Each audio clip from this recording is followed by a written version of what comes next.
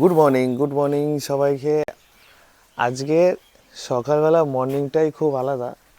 শহরে সবাই কাজে যায়, সবসময় বাড়ি যায় আর আসে, কিন্তু গ্রামে এরকম পরিবেশ পাবে না। কেমন পরিবেশ আমি বলে দিচ্ছি।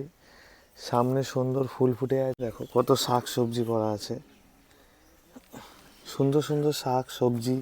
এরকম পরিবেশ কিন্তু শহরে থাকবে না। আচ্ছা, এইটা আছে ধনেপাতা। ধনেপাতা সুন্দর, কত সুন্দর ধনেপাতা।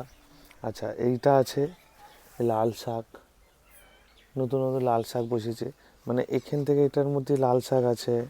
আবার ফুলকপি গাছের চারা বসানো হয়েছে, ঠিক আছে। আবার এই সাইডটা আছে আমার পালং শাক। কিন্তু এই যে এইগুলোই কিন্তু শহরে দেখা যাবে না।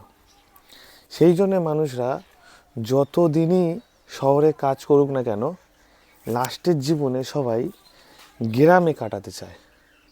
কারণ হচ্ছে এইটাই, যে এত সুন্দর পরিবেশের মধ্যে ঠান্ডাকালে এরকম সুন্দর পরিবেশ, বাড়ির সামনে আম গাছ আছে, আমের বোলও হয়ে গেছে, আর সঙ্গে আমও হয়ে গেছে। দেখুন, আম হয়ে গেছে, এত ছোট গাছে একটা আমও হয়ে গেছে।